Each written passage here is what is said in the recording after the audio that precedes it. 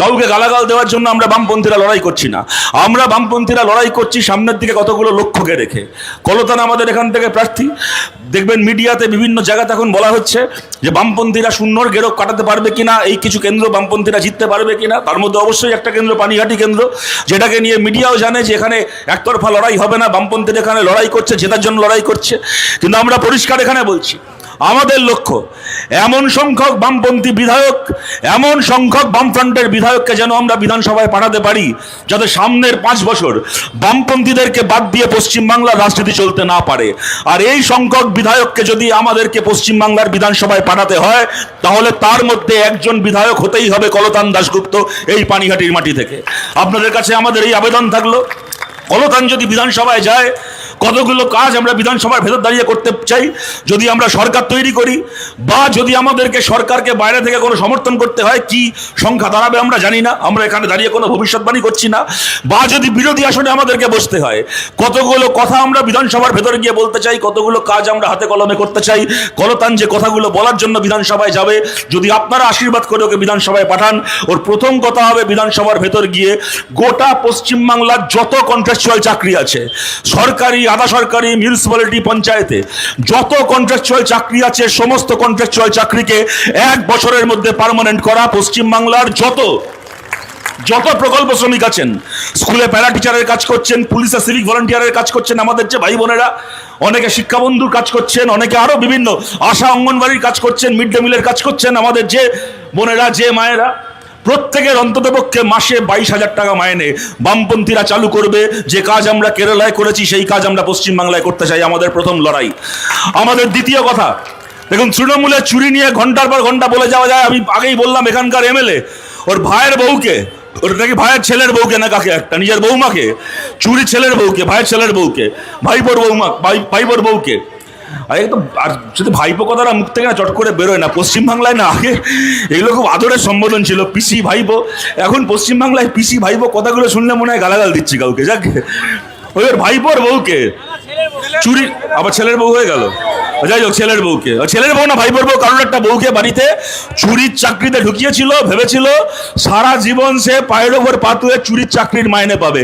খেতে দিইনি, চুরির চাকরির মাইনে হজম করতে দিইনি, ঘাড় ধাক্কা দিয়ে বার করেছি চুরির চাকরি থেকে, ঘাড় ধাক্কা দিয়ে বার করেছি। আর খালি ঘাড় ধাক্কা দিয়ে বার করেছি তা না, টাকা মাইনে নিয়েছিল সুদ সহ, গলার ভেতর হাত ঢুকিয়ে সুদ সহ ওই টাকা ফেরত নিয়েছি। আপনাদেরকে বলছি, কিন্তু এইটা হতে পারে না যে দিনের পর দিন ওরা চুরি করেই যাবে, চাকরি বিক্রি করেই যাবে, আর আমরা তার বিরুদ্ধে খালি মিটিং মিছিল করব আর মামলা করব। একটা করে প্যানেল বাতিল হবে, আবার নতুন একটা প্যানেল আসবে, সেখানে আবার চুরি হবে, সেখানে আবার টাকা খাওয়া হবে, আবার মামলা হবে, আবার প্যানেল বাতিল হবে। এই চোর পুলিশ খেলা 15 বছর চলছে, এবার এটাকে শেষ করতে হবে। ওদের চুরির বিকল্প আমাদের মামলা আর মিটিং মিছিল নয়, ওদের চুরির বিকল্প হচ্ছে সরকারি চাকরিতে স্বচ্ছ নিয়োগ। পশ্চিমবাংলার সরকারি চাকরিতে স্বচ্ছ নিয়োগ ফেরাবে কলতানের, পশ্চিমবাংলা সরকারি চাকরিতে স্বচ্ছ নিয়োগ ফেরাবে বামপন্থীরা। আপনাদের সবার কাছে আবেদন করছি, এই কাজ করতে আপনারা আমাদের পাশে দাঁড়ান। এবং খালি সরকারি স্কুল নয়, প্রাইভেট স্কুলের ক্ষেত্রে পড়াশুনোর খরচা, প্রাইভেট হাসপাতালের ক্ষেত্রে চিকিৎসার খরচা আপনারা দেখছেন বাড়তে বাড়তে কোথায় গিয়ে পৌঁছেছে। সাধারণ মানুষের সাধ্যের বাইরে চলে গেছে। নিজের ছেলেকে মেয়েকে একটা প্রাইভেট স্কুলে ভর্তি করানো মানে বাবা মার জীবনের সমস্ত শখ আহ্লাদের ওখানেই ইতি। যদি কাউকে 60-65 বছর বয়সে গিয়ে একটা প্রাইভেট হাসপাতালে 10-12 দিন ভর্তি থাকতে হয়, 3-4 দিনের মাথায় মেডিক্লেম যা আছে শেষ হয়ে যাবে, ইন্স্যুরেন্সের লিমিট ছুঁয়ে যাবে। তারপরে সে ফিক্সড ডিপোজিট ভেঙে, তার দরকার হলে গয়না বিক্রি করে, লোকের কাছে হাত পেতে টাকা ধার নিয়ে, টাকা দিয়ে হাসপাতাল থেকে বাড়ি ফিরতে হবে। আমরা বলছি, পশ্চিমবাংলার প্রাইভেট স্কুলে পড়াশুনোর খরচা, প্রাইভেট হাসপাতালে চিকিৎসার খরচাকে নিয়ন্ত্রণ করার জন্য আমরা পশ্চিমবাংলার বিধানসভায় বিল পাস করাতে চাই। আপনারা বলুন, এই বিল আসা দরকার কি দরকার নেই? আপনারা বলুন, এই যারা তৃণমূলকে সমর্থন করেছেন, এটাকে বিজেপিকে সমর্থন করেছেন, আপনাদের কাছেও আবেদন করছি, বলুন আপনাদের পরিবারের জন্য এই বিল বাংলার বিধানসভায় দরকার কি দরকার নেই? যারা তৃণমূল সমর্থক আছেন, যারা বিজেপি সমর্থক আছেন, আপনারা আমাদের শত্রু নন। আমাদের লড়াই তৃণমূলের কতগুলো চোর নেতার বিরুদ্ধে, বিজেপির কতগুলো দাঙ্গাবাজ খুনি নেতার বিরুদ্ধে। তৃণমূলকে ভোট দেওয়া, বিজেপিকে ভোট দেওয়া কোনো সাধারণ মানুষ আমাদের শত্রু নন। আপনাদেরকেও বলছি, এই কাজ আপনারাও জানেন। আমাদের বিরুদ্ধে আপনাদের 10টা অভিযোগ থাকতে পারে, আমাদের বিরুদ্ধে আপনাদের 10টা বিরোধ থাকতে পারে, কিন্তু এই কাজ একমাত্র আমরা বামপন্থীরা করতে পারি। কারণ এই সমস্ত প্রাইভেট মালিকদের কাছে আমরা হাত পাতি না, এই সমস্ত প্রাইভেট কোম্পানির 2 পয়সায় আমরা খাই পড়ি না, তাই এই মালিকগুলোকে আমরা দুয়ানা পুছি না। একমাত্র আমরা পারি এদের মুনাফাখোরির সামনে দাঁড়াতে। এই তৃণমূলের নেতাগুলোকে, কাউন্সিলরগুলোকে দেখছেন, এই সমস্ত ব্যবসাদারদের কাছে হাত পেতে ওদের খালি দল চলে তাই নয়, ওদের ঘর সংসার চলে। আপনাদের পানিহাটির কোনো তৃণমূলের কাউন্সিলরকে জিজ্ঞেস করুন, ও মনে করে বলতে পারবে না বাড়ির শেষ কোন আসবাবটা মাইনের টাকায় কিনেছে। সমস্ত চুরির টাকায়, তোলাবাজির টাকায় এদের ঘর সংসার চলে। এরা জীবনে পারবে না এদের এই মুনাফাখোরি বন্ধ করতে। আমরা পারবো। এই বিল আমরা বাংলার বিধানসভায় আনবো। কলতানকে আপনারা বিধানসভায় পাঠান যাতে এই বিল বিধানসভার ফ্লোরে দাঁড়িয়ে আনতে পারে। তার পাশাপাশি বলছি, সরকারি স্কুলে আপনারা জানেন বামফ্রন্ট সরকার ৭৭-এর আগে বলেছিল আমরা সরকারে আসলে 8 ক্লাস পর্যন্ত, ক্লাস 8 পর্যন্ত সরকারি স্কুলে পড়াশোনা ফ্রি করব। সরকারে এসেছিলেন জ্যোতি বসু, প্রমোদ দাশগুপ্ত, বামপন্থীরা সরকারে এসেছিল। ম্যানিফেস্টোয় বলা হয়েছিল 8 ক্লাস পর্যন্ত পড়াশোনা ফ্রি হবে। সরকারে এসে প্রথম বছর ক্লাস 8, 2 বছরের মধ্যে ক্লাস 10, তার 1 বছরের মধ্যে পশ্চিমবাংলার সরকারি স্কুলে 12 ক্লাস পর্যন্ত, ক্লাস 12 হায়ার সেকেন্ডারি লেভেল পর্যন্ত পড়াশোনা ফ্রি হয়েছিল এই পশ্চিমবাংলায়। আর এইবার আমরা বলছি বাংলার বিধানসভায় গিয়ে আমাদের পরের লক্ষ্য হচ্ছে পশ্চিমবাংলার সরকারি কলেজ আর বিশ্ববিদ্যালয় মাস্টার ডিগ্রি পর্যন্ত পড়াশোনা সম্পূর্ণ ফ্রি হবে। বিনা পয়সায় মাস্টার ডিগ্রি পর্যন্ত বাংলা ছেলেমেয়েরা পড়াশোনা করবে। এই আইন আমরা বিধানসভায় আনতে চাই। এই কাজ করার জন্য আপনারা কলতানকে বিধানসভায় পাঠান। আরজি করের আন্দোলন নিয়ে আমার নতুন করে বলার কিছু নেই। আপনারা রাতের পর রাত জেগেছেন গোটা বাংলার সঙ্গে, কিন্তু প্রশ্নটা খালি এখানে একটা ধর্ষণ খুনের প্রশ্ন নয়। 100 বার একটা ধর্ষণ খুন থেকে সেই আন্দোলন শুরু হয়েছিল, কিন্তু আরজি করের আন্দোলন আরও অনেক প্রশ্ন তুলেছিল, যে প্রশ্নগুলো অনেক দিন বকেয়া ছিল আমাদের সমাজে, আমাদের চারপাশে, আমাদের রাজ্যে, আমাদের দেশে, আমাদের পৃথিবীতে। এই প্রতিটা আরজি কর আন্দোলনের বুক থেকে উঠে আসা এই প্রতিটা প্রশ্নের জবাব দেবে বাংলায় বামপন্থীরা। আমরা বলছি পশ্চিমবাংলার বিধানসভায় গিয়ে আমাদের পরের লক্ষ্য হবে পশ্চিমবাংলার সিলেবাস ব্যবস্থাকে ঢেলে সাজানো। আমরা বাংলায় স্কুল স্তর থেকে সিলেবাস ব্যবস্থায় এমন পরিবর্তন আনতে চাই যে এই বাংলায় একটা ছোট ছেলেও যখন স্কুলে পড়াশোনা করে বড় হবে, একটা ছেলেও যখন পুরুষ হয়ে বড় হয়ে উঠবে, সে যেন তার স্কুলের শিক্ষায়, তার সামাজিক শিক্ষায়, পারিবারিক শিক্ষায় এমনভাবে শিক্ষিত হয় যে একজন ছেলেও যেন মেয়েদেরকে সম্মান করার মানসিকতা নিয়ে মানুষ হয়ে ওঠে, বড় হয়ে ওঠে। কোনো ছেলেরও যেন কথায়, বার্তায়, চাল চলনে, কোনো চোখের চাউনিতে, কোনো হাতের অঙ্গভঙ্গিতে তার আশপাশের কোনো মহিলার জন্য সেটা একটা অস্বস্তির কারণ না হয়ে দাঁড়ায়। স্কুল স্তর থেকে ছেলেদেরকেও প্রকৃত মানুষ করার মতো করে শিক্ষা, নতুন করে লিঙ্গ সাম্যের শিক্ষা স্কুল স্তর থেকে আনবো আমরা বাংলায় বামপন্থীরা। এবং তার পাশাপাশি লোকসভা ভোটের আমাদের ম্যানিফেস্টোয় ছিল, আমরা একটা লক্ষ্য সামনে রেখেছিলাম। আমরা কোনো আসন জিততে পারিনি লোকসভায়, কাজটা আমরা হাতে কলমে করতে পারিনি। এইবার বিধানসভায় এটা আমাদের সামনের লক্ষ্য। যেখানে যেখানে আমাদের বামপন্থী আমাদের প্রার্থীরা জিতবেন, আপনাদের আশীর্বাদে, সেটা পানিহাটিতে কলতান হতে পারে, সেটা উত্তর দমদমে দীপশিতা হতে পারেন, সেটা মানস মুখার্জি হতে পারেন, কামারহাটিতে দেবজ্যোতি দাস হতে পারেন, খড়দাতে সায়নদীপ মিত্র হতে পারেন, বরানগরে, যেখানে যেখানে আমাদের প্রার্থীরা জিতবেন, আমাদের প্রত্যেকজন এমএলএ যারা বিধায়ক হবেন আমাদের দল থেকে, তার বিধায়ক তহবিলের যে 5 বছরের মোট টাকা, এই মোট টাকার 3 ভাগের 1 ভাগ টাকা বরাদ্দ করবেন তার এলাকায় আলাদা করে মহিলাদের উন্নয়নের জন্য বিভিন্ন প্রকল্পে, বিভিন্ন স্কিমে। আমাদের প্রত্যেকজন বিধায়ক এই টাকা বরাদ্দ করবেন। এবং আমাদের আরও অনেক কথা বলার রয়েছে। আমাদের ম্যানিফেস্টো কদিনের মধ্যে আমরা চেষ্টা করব মোবাইলের মাধ্যমে, সোশ্যাল মিডিয়ার মাধ্যমে এবং অবশ্যই বাড়ি বাড়ি গিয়ে হাতে হাতে পৌঁছে দিতে। কিন্তু এই ম্যানিফেস্টোর শেষ যে কথাটা এখানে বলতে চাই আপনাদের কাছে বা আমাদের বক্তব্য, দেখুন আপনারা দেখছেন আমাদের দেশে, আমাদের রাজ্যে ধর্ম এখন একটা ব্যবসার পণ্য হয়েছে। আপনারা যারা দূর থেকে আমাদের কথা শুনছেন, আপনাদের সবাইকে জিজ্ঞেস করছি, আর যদি প্রশ্ন করি 34 বছর বামফ্রন্ট সরকার চলেছে, আমাদের ভালো কি, আমাদের খারাপ কি, আমাদের সাফল্য, ব্যর্থতা, দোষ, ত্রুটি আপনারা সব জানেন। যদি আপনাদেরকে প্রশ্ন করি বামফ্রন্ট সরকার 34 বছরে আমাদের রাজ্যে স্কুল, কলেজ, হাসপাতালের উন্নয়নে কেমন কাজ করেছে, রাস্তাঘাটের উন্নয়নে কেমন কাজ করেছে, কত দেবেন বামফ্রন্টকে? কেউ বলবেন বামফ্রন্টকে 170 দেবো, 80 দেবো, 90 দেবো। কেউ হয়তো বলবেন বামফ্রন্টকে 10 দেবো, 5 দেবো, 2 দেবো, তাও কেউ বলতে পারেন। যদি জিজ্ঞেস করি বাংলায় যাতে অনেক চাকরি বাকরি হয়, কলকারখানা হয়, আইন শৃঙ্খলা ভালো থাকে, এই পরিবেশ বজায় রাখার প্রশ্নে বামফ্রন্টকে 100 কত দেবেন? আবার কেউ বলবেন 70, 80, 90, কেউ বলবেন 2, 3, 4, 5 দেবো, 0 দেবো, কেউ বলতে পারেন। কিন্তু যদি প্রশ্ন করি 34 বছর আমাদের রাজ্যে বামফ্রন্ট সরকার চলেছে। এই 34 বছর যেন আমাদের রাজ্যের প্রত্যেকজন মানুষ নিজের ইচ্ছে মতো নিজের ধর্ম পালন করতে পারেন, এই প্রশ্নে, এই পরিবেশ বজায় রাখার প্রশ্নে বামফ্রন্টকে 100-এ কত দেবেন? আমাদের অতি বড় শত্রুকেও বলতে হবে এই প্রশ্নে বামফ্রন্ট সরকারকে আমরা 100-এ 100 দেব, একটা নম্বর কেউ কাটতে পারবে না। আমরা কোনোদিন ইমাম ভাতা দিইনি, কিন্তু আমাদের সরকারের সময় মুর্শিদাবাদ, এই আমাদের আসানসোলের ইমাম সাহেবের মতো কোনো ইমামকে নিজের সন্তানকে দাঙ্গায় হারাতে হয়নি। আমরা কোনোদিন ইমাম ভাতা যেমন দিইনি, আমরা তেমন কোনোদিন পুরোহিত ভাতাও দিইনি, আমরা কোনোদিন পূজা কমিটিকে চাঁদা দিইনি। কিন্তু বামফ্রন্ট সরকার থাকতে মুর্শিদাবাদের হরগোবিন্দ দাসের মতো, চন্দন দাসের মতো কোনো হিন্দুকেও কখনো দাঙ্গায় লাশ হয়ে যেতে হয়নি, খুন হতে হয়নি। আমরা বলছি বামপন্থীদের পাশে দাঁড়ান, আমরা ধর্মনিরপেক্ষতায় বিশ্বাসী। আমরা কমিউনিস্টরা ভারতকে আমাদের শেষ রক্তবিন্দু দিয়ে ধর্মনিরপেক্ষ রাখতে চাই, কিন্তু আমাদের কমিউনিস্টদের কাছে ধর্মনিরপেক্ষতা মানে নাস্তিকতা নয়, আমাদের কাছে ধর্মনিরপেক্ষতা মানে পরমত সহিষ্ণুতা। আমরা ধর্মের বিরোধী নই, আমরা পুজোর বিরোধী নই, আমরা নামাজ পড়ার বিরোধী নই, আমরা মন্দির মসজিদের বিরোধী নই।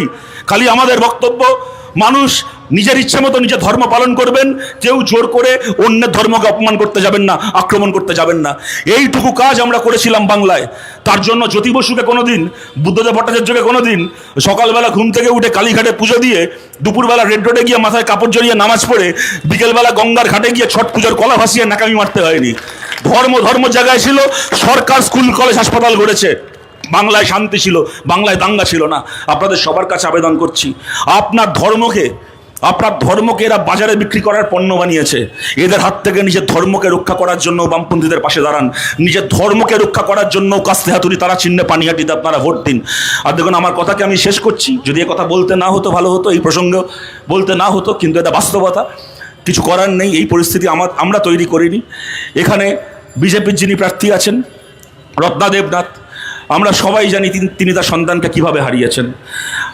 কোনো মাকে, কোনো বাবাকে যদি নিজের সন্তানকে এইভাবে হারাতে হয়, তার নিজের জীবনের শেষ নিঃশ্বাস পর্যন্ত ওই যন্ত্রণা থেকে, ওই ট্রমা থেকে, ওই অন্ধকার থেকে তারা বেরোতে পারবেন না। এটা স্বাভাবিক কথা। দেখুন, আমরা কোনোদিন আজ অব্দি বিজেপিকে ছেড়ে কথা বলিনি, কিন্তু পশ্চিমবাংলার 294টা আসনের মধ্যে 293টা আসনে গিয়েও যদি বিজেপি প্রার্থীর আমরা বিরোধিতা করি, পানিহাটি এমন একটা আসন যেখানে যিনি বিজেপির প্রার্থী হয়েছেন তার বিরুদ্ধে আমাদের একটা শব্দও বলার নেই, তার বিরুদ্ধে আমাদের একটা কথাও বলার নেই। তিনি আমাদের মায়ের মতো, তার যন্ত্রণা আমরা সবাই জানি, তার বিরুদ্ধে আমাদের একটা কোনো বক্তব্য নেই, কোনো কিচ্ছু নেই। উনি যা ভালো মনে করেছেন, যা ঠিক মনে করেছেন 100 বার ওনার সেটা করার অধিকার ছিল। কি কারণ না কারণ আপনারা সবাই সব জানেন। আমি খালি আপনাদের সবার কাছে একটা প্রশ্ন করছি, আমাদের উত্তর দিতে হবে না, বাড়িতে ফিরে নিজেদেরকে উত্তর দেবেন। আজকে যদি ধরুন অভয়ার খুনের, তিলোত্তমা খুন, যে নামেই তাকে ডাকি, তার খুনের দায়িত্ব ছিল 1.5 বছর ধরে যাদের হাতে, 1.5 বছরের ওপর যে বিজেপির হাতে থাকা সিবিআই তদন্ত করেছে, তারা তদন্ত শেষ করেনি, তারা তদন্ত শেষ করতে চায়নি, তাই তদন্ত শেষ করেনি। আজ যদি তিলোত্তমার মাকে, অভয়ার মাকে, রত্না দেবনাথকে আজকে যদি বলতে হয় যাতে আমার মেয়ের মৃত্যু, তার খুন, তার ধর্ষণের ঠিক করে তদন্ত হয়, তাই আমি সেই দলেই যোগ দিচ্ছি যে দলের গত 1.5 বছর ধরে তার তদন্তটাকে শেষ করার কথা ছিল কিন্তু শেষ করেনি, তাদের দলেই আমি যোগ দিচ্ছি, তাকে যোগ দিতে হয়েছে। তাহলে আপনাদেরকে জিজ্ঞেস করছি, বলুন তো, কামদুনিতে যে মেয়েটা ধর্ষিতা হয়ে খুন হয়েছিল, মধ্যমগ্রামে যে মেয়েটাকে ধর্ষণ করে খুন করে ফেলা হয়েছিল, ধূপগুড়িতে যাকে ধর্ষণ করে রেল লাইনের ধারে ফেলে রাখা হয়েছিল, তাদের সবার কি তৃণমূলে যোগ দেওয়া উচিত ছিল? তাদের পরিবারের, তাদের মৃত্যু, তাদের খুন, তাদের ধর্ষণের তদন্ত তো তৃণমূল পরিচালিত পুলিশের হাতে। কামদুনি বলুন, মধ্যমগ্রাম বলুন, আর কত নাম বলবো পশ্চিমবাংলায়, ধূপগুড়ি বলুন, যেখানে যেখানে বলবেন, ওই কসবা ল কলেজ বলুন, সেখানে মৃত্যু হয়নি কিন্তু গণধর্ষণ হয়েছে, তৃণমূলের লোকেরা করেছে, তৃণমূলের পুলিশের হাতে তদন্তের দায়িত্ব। তাহলে এই সমস্ত পরিবারগুলোর কি ন্যায় পাওয়ার জন্য, বিচার পাওয়ার জন্য, তদন্ত যাতে শেষ হয়, অপরাধীরা যাতে ধরা পড়ে, তার জন্য কি তাদের তৃণমূল কংগ্রেসে যোগ দেওয়া উচিত ছিল? সেক্ষেত্রে যুক্তি তো সেরকমই দাঁড়ায়। তাই আপনাদের কাছে আবেদন করছি, এটা আমাদের প্রশ্ন। তবু আমরা কারোর প্রার্থী হওয়ার বিরোধিতা করছি না। আমি যেরকম বললাম, বিজেপির 293 জন প্রার্থী একদিকে, আর এটা এমন একটা যন্ত্রণার পরিস্থিতি, এখানকার যিনি বিজেপি প্রার্থী তিনি আর 5 জনের মতো সমান নন আমাদের কাছে। আমরা তার পায়ের কাছে আমাদের যাবতীয় আক্রমণের অস্ত্র নামিয়ে রেখে এই প্রশ্ন করছি, আপনারাই এই প্রশ্নের বিচার করুন, আপনারা এই প্রশ্নের মীমাংসা করুন। কিন্তু এইটুকু বলতে পারি, রত্না দেবনাথ আমাদের মাতৃস্থানীয়, আমি যেরকম বললাম। আপনাকে এইটুকু বলতে পারি, আপনার মেয়ে যখন পৃথিবী থেকে চলে গেছিল তখন কলতানের মেয়ে পৃথিবীতে আসছিল, কিন্তু কলতান নিজের মেয়ে যখন পৃথিবীতে আসছে তখন থাকতে পারেনি সেখানে, কারণ আপনার পৃথিবী থেকে যে মেয়েকে চলে যেতে হয়েছিল তার জন্য লড়াই করতে গিয়ে ওকে জেলে বন্দি থাকতে হয়েছিল। এই লড়াই, এবং এখানে খালি একা কলতান নয়, গোটা বাংলার যত মানুষ সেই সময় রাত জেগেছেন, অনেকের চাকরি চলে গেছে, মিছিলে গেছেন বলে ট্রান্সফার হয়ে গেছেন, কর্মক্ষেত্রে নানা রকম হেনস্থার সামনে পড়েছেন, জেল খাটতে হয়েছে। এত মানুষের এত লড়াই, এত আত্মত্যাগ, এত রাত জাগা কখনো মিথ্যে হয়ে যেতে পারে না। আমরা কোনো ভুল করিনি লড়াই করে, আমরা কোনো ভুল করিনি রাত জেগে, আমরা কোনো ভুল করিনি জাস্টিস চেয়ে। আমরা জাস্টিস চাই, আমরা জাস্টিস আদায় করেই ছাড়বো। জাস্টিস খালি আরজিকরের জন্য নয়, আরজিকর তো অবশ্যই, আরজিকর থেকে শুরু করে মধ্যমগ্রাম হয়ে উন্নাও থেকে শুরু করে হাতরাস পর্যন্ত গোটা দেশের এই যে ধর্ষণের সংস্কৃতি, ধর্ষণ তৃণমূলের পতাকা নিয়ে হয়ে থাক কি হাতরাসে উন্নামে বিজেপির পতাকা নিয়ে হয়ে থাক, এই ধর্ষণের সংস্কৃতির বিরুদ্ধে আমাদের লড়াই চলছে। বামফ্রন্ট সরকারের সময় ধানতলা বানতলা ধর্ষকরা যেরকম সারা জীবন জেলে থেকেছে, সেরকম আরজিকর থেকে শুরু করে হাতরাস উন্নামে ধর্ষকরাও যেন সারা জীবন জেলে পচে মরে। তার জন্য কমিউনিস্ট পার্টি লড়ছে, তার জন্য কমিউনিস্ট পার্টি লড়বে। এই লড়াই আপনাদের সবাইকে পাশে চাই। কাস্তে হাতুড়ি তারা চিহ্নে ভোট দিয়ে আপনারা কলতানকে জেতান। আপনাদের ভাইয়ের মতো, আপনাদের বন্ধুর মতো, আপনাদের অনেকের সন্তানের মতো এখানে কলতান জিতলে সামনের 5 বছর কিভাবে এখানে কাজ হবে, এলাকার কোন উন্নয়নের কাজটা আগে করা দরকার, কোন সমস্যাটাকে নিয়ে আগে তার মীমাংসা হওয়া দরকার, এই কাজগুলো আমাদের কোনো পার্টি অফিসে বসে কলতান করবে না। যারা আমাদেরকে ভোট দেবেন তারা তো বটেই, যারা আমাদেরকে ভোট দেবেন না তাদের সঙ্গেও আলোচনা করে তাদেরকে সঙ্গে নিয়ে যাবতীয় কাজ এই পানিহাটিতে কলতান করবে, আমাদের কমরেডরা করবে। আপনারা এই সুযোগ আমাদেরকে দিন। আপনাদের সবার কাছেই আবেদন রেখে আপনাদের সবাইকে ধন্যবাদ জানিয়ে আমার কথা শেষ করছি। ভালো থাকবেন সবাই, নমস্কার।